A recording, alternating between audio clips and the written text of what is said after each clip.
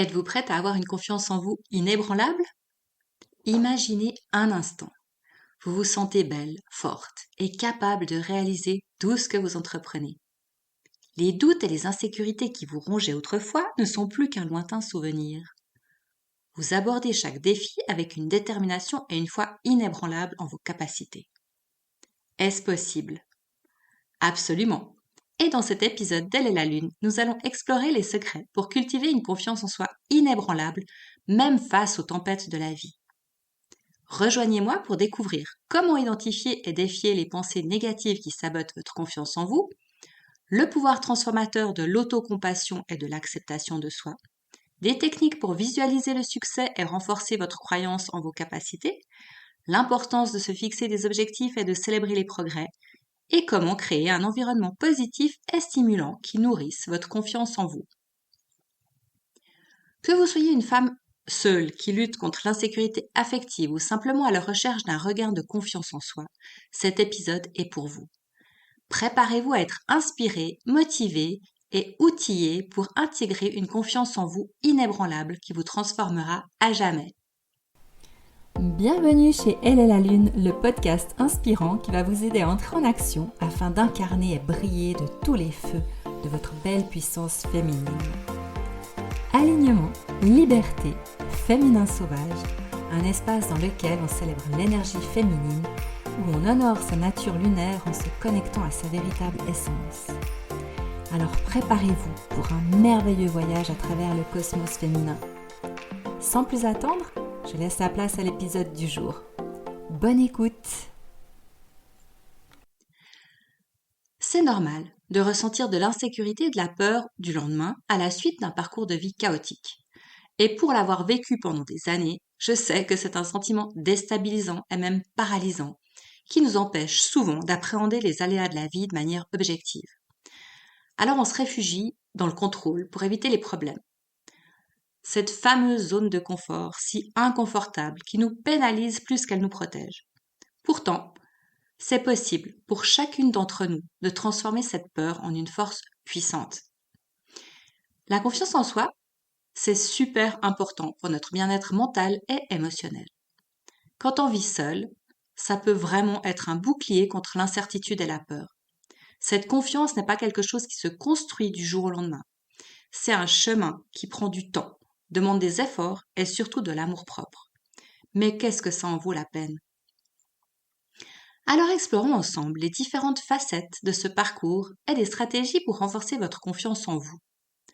Mon objectif, bien sûr, est de vous aider à vous sentir moins seul et plus enraciné dans votre propre force et votre puissance toute féminine. Alors, prête pour ce voyage de découverte de soi? Le parcours de vie chaotique. Chacune d'entre nous a son propre parcours de vie, ses propres défis et ses propres victoires. Mais pour certaines, ce parcours a été marqué par des moments chaotiques et douloureux. Vous savez, ces expériences qui laissent des traces profondes puis affectent notre confiance en nous et en la vie et surtout en les autres. Par exemple, lorsqu'on a une relation avec un homme toxique ou un père ou une mère, d'ailleurs, toute personne qui est proche de nous, cette personne passe son temps à nous dénigrer, à parler mal de nous. Alors évidemment que le but de ces personnes, bien entendu, c'est de nous enchaîner à eux en nous faisant croire que personne d'autre qu'eux ne pourrait être là pour nous. Ah bah oui, ils sont tellement gentils et puis ils nous traumatisent tellement qu'on adore être avec ce genre de personnes. Mais allez savoir pourquoi notre mental, il fonctionne tout différemment. Du coup, à force, notre mental, il commence à croire tout ça. Et notre confiance et notre estime de nous-mêmes disparaissent au profit de la peur et de la tristesse. D'ailleurs, c'est bien le but qu'ils recherchent. C'est une manière de manipuler les autres en les sabotant qui est super efficace et qui est très très utilisée dans plein de domaines et tous les jours. Il faut simplement, une fois qu'on est consciente, on arrive à le déceler et à plus se laisser avoir. C'est important de reconnaître l'impact de ces expériences sur nous et notre valeur, parce que c'est là qu'on comprend comment on fonctionne et qu'on peut prendre un autre chemin de vie pour se faire confiance et puis surtout de plus laisser le pouvoir aux autres de nous saboter et de nous faire perdre confiance en nous. Donc, le manque de confiance en soi, il peut se manifester de différentes façons. Il peut nous empêcher de prendre des risques, enfin des risques, toujours des risques. Par rapport au mental, le risque, c'est quelque chose de négatif. Mais dans la vie, prendre des risques, ça veut aussi dire se surpasser, franchir cette fameuse zone de confort. Donc, prenons-le ici comme au sens positif. Donc, ce manque de confiance en soi, évidemment, qui nous empêche de prendre des risques, de poursuivre nos rêves, ou simplement nous sentir à l'aise dans notre peau. De là à dire que la base d'une vie épanouissante, c'est d'avoir confiance en soi de manière inébranlable, y a qu'un pas qu'on va franchir tout de suite. Il existe bien sûr plusieurs stratégies pour retrouver la confiance en soi. L'une d'elles est de se concentrer sur le moment présent. Alors au lieu de vous inquiéter de ce qui pourrait arriver demain, essayez de vous concentrer sur ce que vous pouvez faire aujourd'hui pour améliorer votre situation. Ça peut vraiment vous aider à vous sentir plus en contrôle de la situation et à réduire votre anxiété. Et ça vous permettra aussi de mieux dormir parce que votre mental, il sera rassuré de savoir que vous êtes dans l'action, même si c'est une toute petite action. Je vais prendre un exemple. L'exemple d'un examen à passer. Alors si, comme moi, vous aviez l'habitude de vous préparer à la dernière minute pour vos examens, d'ailleurs aujourd'hui c'est toujours un peu mon cas, quand j'ai une date butoir, en général, je m'y prends assez à la dernière minute, eh ben, il y a fort à parier que vous n'allez pas très bien dormir les nuits précédant l'épreuve. Pourquoi? Tout simplement parce que vous savez très bien, que vous n'êtes pas totalement prête. Parce que vous n'avez forcément pas eu le temps de revoir en profondeur le sujet. Et ça cause de l'anxiété, parce que votre mental, il sait pertinemment, bon, alors déjà il est tout à fait sujet à vous mettre des bâtons dans les roues et puis à nous dire, parce qu'on est toutes dans le même cas, à nous dire qu'on n'est pas capable, qu'on ne sait pas, on n'a pas les épaules assez solides, etc., etc. Si vous lui laissez une porte d'entrée telle que celle-ci, c'est-à-dire de se dire, ok, en fait, je ne suis vraiment pas prête à affronter cette situation. Alors là, c'est fini, votre mental, il va s'engouffrer dedans, et puis vous risquez de perdre vos moyens. Il y a une autre stratégie aussi, c'est de pratiquer la bienveillance envers soi-même. Souvent, nous sommes nos propres critiques les plus sévères. Et en apprenant à être plus indulgente envers nous-mêmes, on peut augmenter notre confiance en nous et surtout réduire cette fameuse peur de l'avenir tout simplement en lâchant prise et par le déconditionnement. Si vous avez une amie qui vient vers vous en vous disant ah mais mince, je suis nulle, je suis sûre que j'ai raté cet entretien d'embauche parce que j'ai été trop franche ou ce genre de choses. Vous n'allez pas lui dire ah bah oui en fait t'as raison, t'as été nulle et puis tu vas sûrement le rater, tu vas sûrement pas être embauché. Mais non, jamais de la vie. Vous allez lui dire mais si, je suis sûre que ça a été. Enfin vous allez l'encourager. Sinon c'est que vous êtes vraiment pas une bonne amie. Excusez-moi de vous le dire. Mais je pense pas que ça soit le cas, sinon vous seriez pas là en train de m'écouter. Donc, faites, quand ça vous prend, quand vous avez cette petite voix dans la tête qui vous dit ouais, mais t'as été nul sur ce coup-là, t'aurais pas dû dire ça, t'aurais pas dû faire ça, eh bien, sortez de vous-même et puis imaginez une amie, votre meilleure amie, quelqu'un de proche, qui vous raconte tout ça. Et puis, vous allez vous rendre compte, en fait, que vous êtes vraiment trop dur avec vous-même et que vous ne le méritez pas, en fait. Personne ne mérite de se flageller de cette manière. Mais ça, c'est encore un sale tour de notre mental. Donc, la bienveillance envers soi-même, c'est vraiment super important. Ensuite, c'est super important, en fait, parce qu'on est toutes équipées de l'outil le plus puissant pour renforcer notre confiance en nous. C'est justement ce fameux mental. C'est notre esprit. Parce qu'en changeant notre façon de penser, on peut vraiment transformer notre perception de nous-mêmes et renforcer notre confiance en nous. Laissons de côté toutes les critiques qu'on a reçues en étant enfant, ou de nos ex, ou de nos parents, ou de nos professeurs, ou de tout le monde. La chasse aux sorcières, ça fait quand même quelques siècles qu'elle existe, et même si aujourd'hui on n'est plus pendu, on subit quand même encore les conséquences, je dirais presque quotidiennement, par des remarques sexistes, ou par des schémas, enfin des conditionnements qu'on nous impose. Alors, je vais encore prendre un exemple par rapport à cette manière, quand on a de changer notre façon de penser. J'ai toujours eu beaucoup de facilité à trouver le logement qui était en tout point ce que je souhaitais. Alors, pour moi, c'était une certitude. Chaque fois que je devais déménager, je me disais, mais de toute façon, je sais que je vais immédiatement trouver un appartement ou une maison dans mes prix, et puis tout va bien aller, ça sera un chouette endroit et tout ça. Et ça m'a toujours permis de trouver vraiment un appartement ou une maison qui me convenait. Du coup, chaque déménagement a été une source de plaisir. Et oui, malgré le travail et les complications, parce que d'emménager dans un nouveau lieu et tout ça, moi, ça m'a toujours donné beaucoup d'excitation et beaucoup de plaisir, parce que j'emménageais dans mon lieu idéal. C'était une croyance que j'avais en moi, et quelque part, cette croyance projetée dans l'univers a fait qu'on m'a proposé toujours des opportunités de ce genre.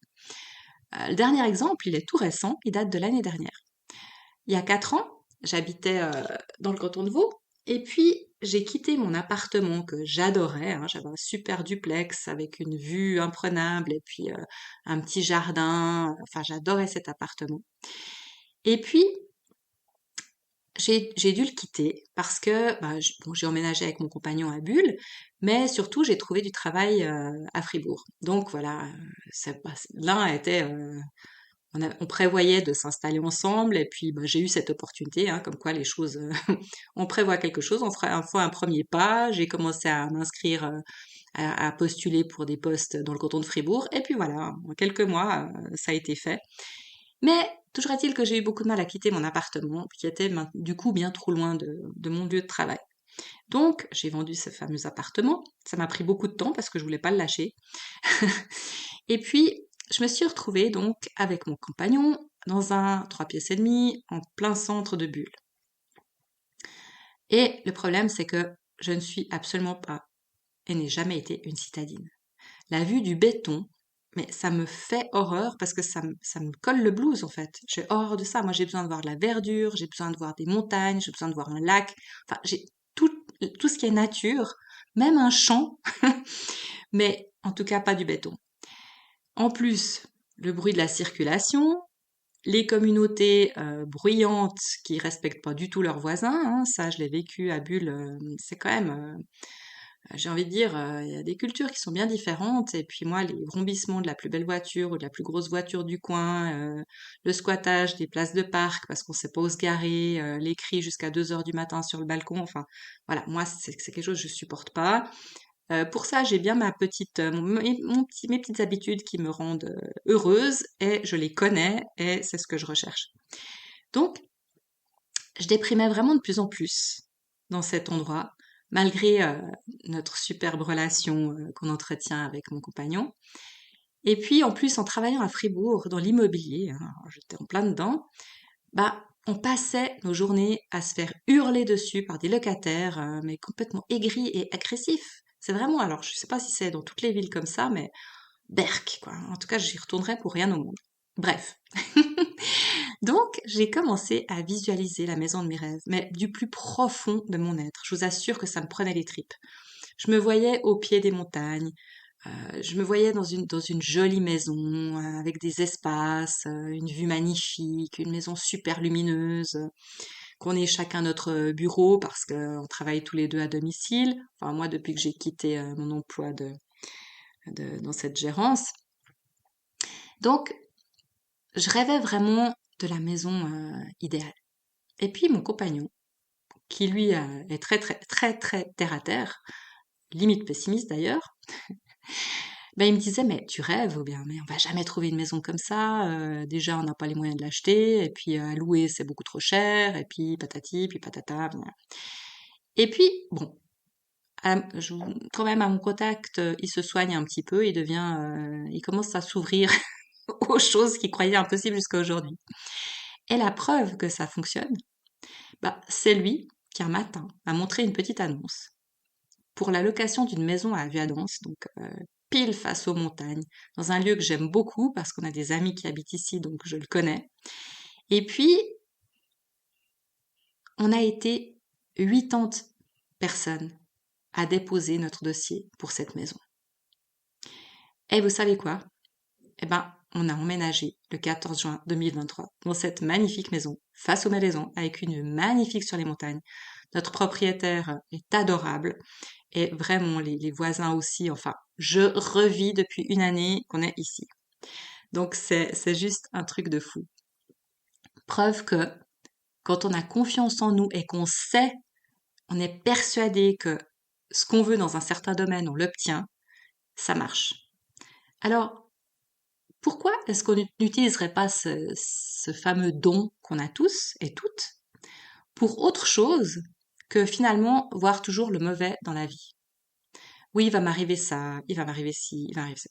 Je suis sûre que vous avez, vous aussi, des domaines dans lesquels vous êtes totalement à l'aise, que ce soit dans votre travail, dans votre métier, dans une activité, dans un sport, dans la visualisation pardon, d'une place de parc quand vous avez besoin de vous parquer, tout ce genre de choses.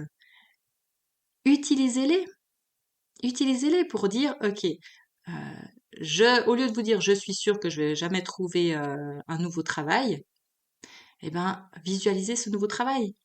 Et ça, c'est vraiment le pouvoir de l'esprit. Ce qui est important, c'est de prendre conscience de notre dialogue interne. Vous savez, celui qui alimente les sentiments d'insécurité. Par exemple, justement, oui, mais je serai jamais capable de faire ça, mais j'aurai jamais les moyens de faire ci, mais de toute façon, celui-là, je suis sûre qu'il m'aime pas. Et puis, si je lui demande, voilà, un homme qui me plaise, par exemple, qui me plaît, que je croise tous les matins au même endroit, je vais jamais oser aller lui parler parce que dans ce cas-là, s'il me dit non, ça va être terrible. Et puis voilà. Puis de toute façon, je mérite pas. Enfin voilà. Donc remarquez toutes ces pensées critiques, négatives ou pessimistes qui surgissent et vous les attrapez au passage. Vous les chopez là comme ça, puis vous les contestez. Vous dites, ok, ça, est-ce que c'est vraiment rationnel ce que je suis en train de penser? Quand je me dis que je suis incapable de faire ça, est-ce que c'est rationnel? Est-ce que dans ma vie, vraiment j'ai toujours été incapable de faire quoi que ce soit? Bien sûr que non. Et en remplaçant ces affirmations négatives par des affirmations positives et réalistes, votre mental, il va se les approprier. Ce qui veut dire que quand vous allez vous trouver confronté à une situation, à la situation dont vous rêvez, ben, plutôt que de vous dire mais non, je suis pas capable, mais non, j'ai peur, mais non, je vais me prendre un râteau, eh ben, votre esprit va dire ah mais oui, mais ça j'ai déjà vu. Mais ça c'est du réel, donc je peux y aller. Pourquoi? Parce que rappelez-vous d'une chose, c'est que le mental ne fait pas la différence entre la réalité et l'imaginaire. C'est pour cette raison que souvent, quand on rêve, on dit ah mais j'étais sûre que c'était la réalité. Et ça arrive même des fois de se dire mais je me souviens plus si cette chose, si cet événement, je l'ai rêvé ou si il est vraiment réel. Ça, c'est les tours, pardon, que nous joue notre mental. Il y a une autre technique aussi que je pratique souvent et que je trouve absolument géniale, c'est apprenez à ne faire qu'une chose à la fois. Un ami, m'a dit un jour qu'il trouvait incroyable la manière dont je rebondissais lorsqu'une situation me mettait à terre. Et oui, j'ai cette faculté d'oublier complètement mes soucis quand je suis avec des amis, quand je suis en vacances ou quand je fais une activité que j'aime. Et ça me permet d'emmagasiner de la joie, des rires, d'y repenser quand ça va mal. Et ça, je peux vous dire que c'est une ressource qui est fantastique. Parce que elle nous permet vraiment de, comment dire, de nous recadrer et de nous remettre dans la joie et de se souvenir et de se souvenir et d'avoir envie de revivre, d'être dans la joie. Donc, quand vous faites quelque chose qui vous plaît, soyez présente à ce que vous faites et forcez-vous à ne pas penser à vos problèmes. Parce que ruminer le passé ou s'inquiéter du futur, ça fait qu'alimenter les sentiments d'insécurité, justement. En plus, quand vous êtes avec des amis ou dans ce genre de situation, c'est quand même sympa de ne pas faire subir à tout le monde les soucis. Personnellement, je trouve que c'est insupportable quand on est en équipe, que tout le monde est là pour se rencontrer, pour passer un beau moment, et puis qu'il y a une personne dans le groupe qui fait la tête, qui pleurniche, qui pense à ses soucis et qui les fait partager à tout le monde, parce que cette personne-là, du coup, elle est totalement fermée à tout ce qui se passe autour. Et finalement, on a envie de se dire, mais finalement, si c'était pour ça, tu peux aussi bien rester chez soi parce que tout le monde a des problèmes. Tout le monde. Ça, c'est une chose de la vie. Simplement, il y a différentes manières de les aborder, ces problèmes. Et justement, quand on a confiance en soi et qu'on arrête de se victimiser et de se lamenter sur son sort, eh bien, on voit la vie d'une autre manière. Et puis, on peut aussi utiliser la rigolade, on peut aussi utiliser l'humour. Ça, c'est quelque chose aussi qui est très très fort. C'est que quand vous arrivez vers des amis ou vers une amie et qu'il vous est arrivé quelque chose de désagréable, que ça soit on vous est rentré dedans avec une voiture par exemple, ou bien vous vous êtes fait gronder ou fait faire des reproches par votre patron, eh bien tournez ça à la rigolade. Ah bah tu sais pas ce qui m'est arrivé aujourd'hui, oh là là, je crois que j'ai pas marqué des points avec lui quoi. J'ai fait ça et puis bah voilà, il m'a renvoyé ça en disant que j'étais incapable ou ci ou ça. Mais ça fait rire, c'est rigolo quand on le dit comme ça. Et puis du coup, ça te fait dédramatiser. Et quand on dédramatise, eh ben le cerveau il l'enregistre pas. D'accord? Ça c'est super important. Tout ce travail sur notre mental. Alors évidemment, ça demande un peu d'entraînement, mais c'est une excellente méthode. Et l'hypnose, c'est justement ça, en fait. C'est remplacer les croyances et les sentiments négatifs par des souvenirs et des expériences positives qui feront que votre mental sera libéré. À ce moment-là, vous commencerez alors à attirer les bonnes choses et les bonnes personnes à vous, à transformer ces fameux schémas. C'est exactement le principe de l'hypnose. Ensuite, vous pouvez cultiver une attitude de gratitude en identifiant les aspects positifs de votre vie et puis en exprimant votre reconnaissance.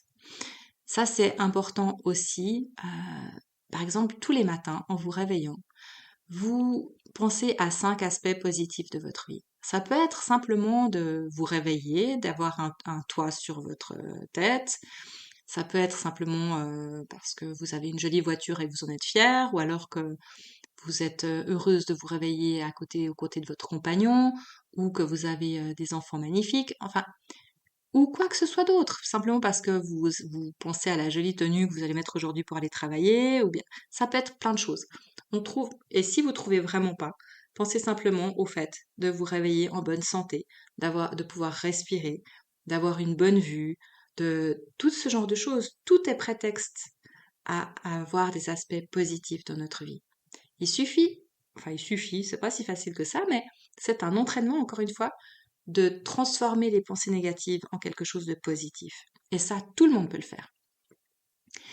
Cultivez aussi l'autocompassion et l'acceptation de soi.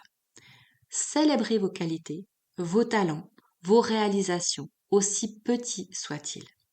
C'est essentiel. Soyez gentil envers vous-même, surtout pendant les moments difficiles. Rappelez-vous que personne n'est parfait et que chaque personne sur cette planète fait des erreurs. Ces erreurs, en plus, elles définissent absolument pas votre valeur. Au contraire, les erreurs sont là. Ce sont des occasions pour apprendre et grandir. Tout ce qui est nouveau demande un apprentissage, en fait. Prenez l'exemple d'un enfant qui apprend à marcher. Il va tomber 25 fois avant de pouvoir tenir sur ses jambes. Et pourtant, on marche, pardon, tous sur nos deux jambes. On n'est pas à quatre pattes parce qu'un jour on s'est dit, ouh là là, moi j'ose pas me mettre debout parce que je vais tomber. Et la vie, c'est exactement ça. Ensuite, visualisez le succès et la confiance en soi. Prenez quelques minutes chaque jour pour visualiser des situations dans lesquelles vous vous sentez confiante et affirmée. Imaginez vos actions, vos paroles et vos sentiments avec des détails précis, ça c'est important aussi, et répétez cette visualisation régulièrement pour renforcer les sentiments de confiance en vous. Alors, on parle souvent de tableau de vision, de vision board. Donc ça, vous pouvez faire aussi. Vous prenez un cadre, un grand cadre, et vous mettez dessus toutes les photos qui vous inspirent. Par exemple, vous avez une maison de vos rêves. Vous trouvez une photo sur Internet de cette maison de rêve. Vous l'imprimez, vous la coupez, vous la mettez sur votre tableau. Après, vous avez par exemple, vous rêvez de tel ou tel type d'homme. Eh bien, vous trouvez sur un catalogue, évidemment, prenez peut-être pas quelqu'un de connu et de célèbre parce que, ouais, on pourrait vous amener son sosie, hein, après tout, tout est possible, hein, ne nous limitons pas. Mais moi, j'aime bien prendre, dans ce cas-là, ce que j'avais pris, comme j'étais motarde, enfin, là, j'ai plus ma moto parce que je trouve qu'il y a trop de trafic et puis ça me fait un peu peur. Donc, j'ai renoncé à la moto. Mais quand j'ai rencontré mon compagnon, j'avais mis sur mon vision board un couple en moto, de dos, tout simplement, et puis qui se tenait la main. C'était une super photo et puis elle est vraiment gravée dans mon esprit. Et figurez-vous que mon compagnon est un motard et qu'on a fait des belles balades ensemble. Voilà. Donc ça, c'est important. Vous pouvez aussi visualiser, bien entendu, votre job de rêve, votre lieu de vie, vos prochaines vacances, de l'argent qui rentre sur votre compte, quelque chose de bien pour vos enfants. Bref, vous pouvez vraiment mais laissez libre cours à votre imagination. Et ça, c'est quelque chose qui est important et sur lequel on travaille beaucoup en hypnose, c'est aussi l'imagination. Utilisez votre imagination pour créer des scénarios que votre mental va prendre pour acquis, en fait.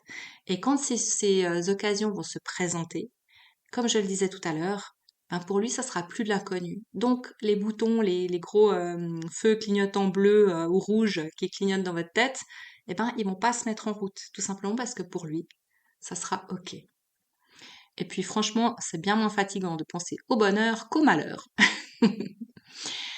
Alors, aussi se fixer des objectifs réalistes et atteignables qui donnent une direction et un sentiment d'accomplissement lorsque vous les atteignez.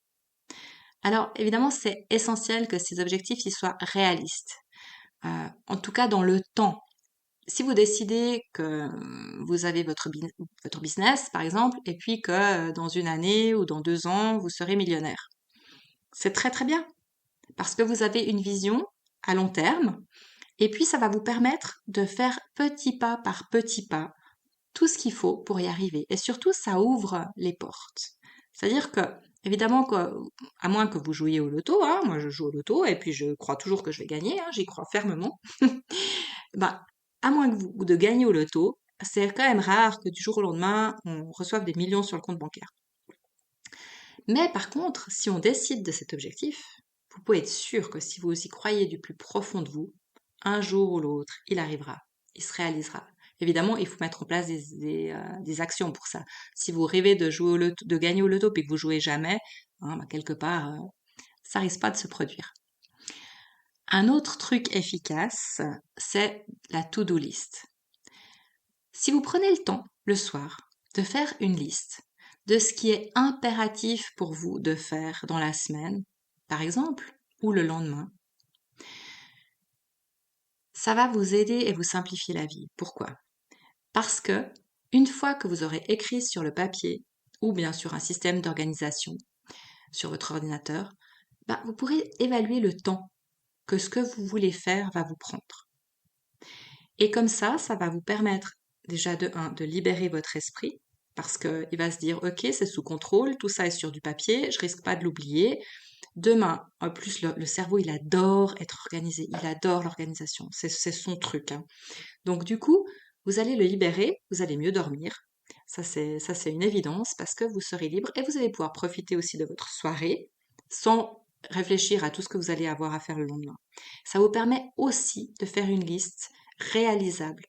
Parce que si vous mettez 3 rendez-vous chez le médecin, une pour vous, pour vos enfants, et puis une troisième pour aller chez l'esthéticienne, en plus de votre journée de 8 heures de travail, et puis en plus des courses à faire, et puis en plus du repassage, et puis en plus d'une sortie avec les amis, et puis voilà. Évidemment que sur le papier, on voit très bien que c'est irréalisable. Alors que dans notre tête, pour nous, c'est réalisable. Pour notre cerveau, c'est réalisable. Il va simplement essayer de s'organiser.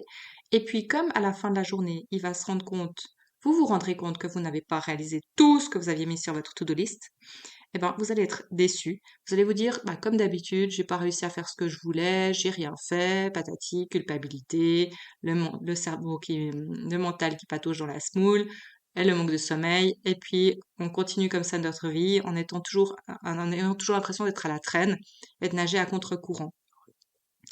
Alors que si vous remplissez cette to-do list, eh bien, le soir, vous aurez un immense plaisir à tracer tout ce que vous avez fait. Et ça va vous permettre de vous rendre compte, surtout, de tout ce que vous avez fait dans la journée. Et ça va vous amener une énorme confiance en vous. Déjà, rien que ça. C'est tout bête, mais c'est plein d'astuces comme ça que vous pouvez mettre en place pour retrouver vraiment la confiance et l'estime de vous-même. D'ailleurs, j'ai consacré un épisode de podcast à ce sujet, c'est la Un-To-Do List. Alors n'hésitez pas à l'écouter ou la réécouter. C'est vraiment un épisode qui est plein de pépites. Troisièmement, entourez-vous de personnes positives qui vous soutiennent. Les personnes avec qui vous passez du temps peuvent avoir vraiment, enfin, c'est pas qu'elles peuvent avoir, elles ont une grande influence sur notre confiance en soi. Alors cherchez des personnes qui vous encouragent, qui vous valorisent, qui vous aident à avoir le meilleur en vous. Des personnes qui vont pas vous laisser justement tomber dans le déni de vous-même ou dans le pessimisme ou dans la victimisation. Hein. Vous pouvez même créer votre alter ego. Ça aussi, c'est un épisode de mon podcast. L'alter ego, cette personne qui est en vous mais que vous n'osez pas être. D'ailleurs, vous pouvez écouter mon épisode de podcast sur l'alter ego pour en savoir plus sur cette méthode qui est utilisée par des stars hein, pour oser briller sur scène, comme ce sont parfois souvent des personnes timides. Eh bien, pour pouvoir vraiment incarner leur personnage de femme sexy, énergique, à qui le monde appartient, eh bien simplement le fait d'utiliser cette personnalité interne qu'elles sont à l'intérieur d'elles mais qu'elles n'osent pas être, leur permet vraiment d'incarner ce personnage sur scène. Et forcément, quand on admire quelqu'un, généralement c'est parce que cette personne, elle nous correspond ou parce qu'on envie ses qualités. Et si on envie ses qualités, c'est parce que quelque part on les a à l'intérieur de soi, mais qu'on n'ose pas les exprimer. Par peur du qu'en dira-t-on, du regard des autres, parce qu'on nous a toujours enseigné qu'il ne faut pas se mettre en avant, qu'il ne faut pas dire qu'on est belle, qu'il ne faut pas dire qu'on est doué, ce genre de choses. Donc c'est ce qui fait aussi hein, ce manque de confiance en soi, c'est qu'on n'ose pas. Donc allez écouter mon épisode de podcast sur l'alter ego, ça va vraiment vous donner des pistes aussi. Prendre soin de sa santé mentale par le sommeil. Un sommeil sain, c'est aussi une source de bien-être. Mais on le prend souvent comme une fatalité, malheureusement, parce que quand on a des soucis, ben, on sait que le sommeil, eh ben, il s'en va. Donc la pratique de l'hypnose, c'est aussi une merveilleuse technique pour ça. Elle permet de se relaxer. Ensuite, une fois que vous avez effectué une séance sur le sommeil, vous pouvez vous relaxer n'importe quand, n'importe où, pour bien dormir. D'ailleurs, je vais vous mettre le lien de mon site sous cet épisode parce que vous y trouverez justement mon offre de 4 séances d'hypnose sur le thème de la confiance en soi et de la gestion du stress. Donc ça, ce sont des séances en présentiel, mais je suis en train de préparer un coffret avec 4 séances d'hypnose que vous pourrez faire à domicile, que vous pourrez télécharger directement sur mon site. Et puis ça, je vous en parlerai plus tard parce que c'est vraiment des super techniques que vous pouvez utiliser au moment de vous endormir. C'est vraiment puissant. La confiance en soi, c'est pas quelque chose qui se développe du jour au lendemain. On le sait, c'est un voyage qui requiert du temps et de la patience. Mais avec de l'engagement et de la persévérance, vous pouvez vraiment développer une confiance en vous qui est inébranlable. Et ça, c'est la base pour vous sentir en sécurité à l'intérieur de vous-même. Arrêtez d'aller chercher la sécurité à l'extérieur parce que ça, vous n'allez jamais la trouver et ça nous rend vulnérables par rapport aux autres, à ceux qui disent qu'ils savent, hein, ils savent tous, ces gens-là, mieux que quiconque, qu'est-ce qui est bien pour nous ou pas. Et ça, c'est juste insupportable. Et le pire, c'est que notre mental le croit. Parce que c'est beaucoup plus facile, hein, parce qu'on pense que on donne un pouvoir à d'autres, alors que c'est vraiment, on est les seules personnes à savoir ce qui est bien pour nous ou pas. Alors rappelez-vous, vous êtes plus forte que vous ne le pensez. Vous avez le pouvoir de transformer votre vie et ça c'est une réalité. Comme le dit un proverbe chinois, le voyage de 1000 miles commence par un seul pas. Alors prenez ce premier pas dès aujourd'hui vers une confiance en vous inébranlable et surtout retrouvez votre confiance intérieure, votre sécurité intérieure. J'ai passé moi aussi beaucoup trop de nuits à paniquer complètement. En plus la nuit, on dit tous les chats sont gris. Moi j'ai plutôt l'impression que la nuit, les ombres sont encore plus grandes et plus intenses que le jour. Les peurs, elles prennent une dimension qui est énorme. alors que vous pensez à la même chose en plein jour, et puis vous allez pas du tout vivre de la même manière. En général, quand on dort mal, c'est aussi parce qu'on sait qu'on va passer une mauvaise nuit parce qu'on va être dans l'insécurité. En tout cas, c'est quelque chose que j'ai longtemps vécu et je peux vous dire que l'hypnose, par exemple, ou la sophrologie, ce sont vraiment des techniques qui sont super efficaces. Alors enfin, c'est important de rappeler que la confiance en soi, encore une fois, c'est une quête personnelle. Personne ne va pouvoir vous dire comment vous pouvez prendre confiance en vous-même. C'est une c'est une quête également qui est constante, qui demande du temps, de la patience, de l'auto-compassion. Aimez-vous, faites-vous du bien. Vous êtes une femme merveilleuse, vous êtes capable d'accomplir plein de choses. Vous avez déjà accompli plein de choses dans votre vie avec succès, avec brio. Donc cette confiance en soi, c'est à la fois une source de force et c'est un bouclier protecteur face à l'incertitude et à la peur. Surtout pour les femmes qui vivent seules et qui portent tout le poids du monde sur leurs épaules, toutes seules. C'est important. Après, évidemment que cette force, elle est valable en tout temps, même quand vous êtes en couple, même quand vous rencontrerez quelqu'un avec qui vous serez bien. Le fait d'être forte et d'être confiante en vous, ça va empêcher les personnes malveillantes de prendre la main sur vous et sur votre vie. Ça, c'est clair, c'est une évidence. Alors, dans cet épisode, on a exploré l'impact d'un parcours de vie chaotique sur la confiance en soi. On a analysé les peurs et les inquiétudes communes chez les femmes vivant seules. On a partagé des stratégies pour faire face à l'insécurité et à l'anxiété.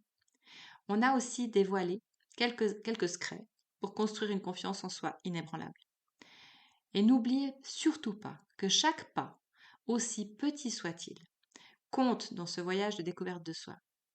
Chaque effort pour renforcer notre confiance en nous-mêmes est une victoire. Qu'il s'agisse de travailler sur votre bienveillance envers vous-même, de fixer des objectifs réalistes, de vous entourer de personnes positives ou de prendre soin de votre santé physique et mentale, chaque action compte.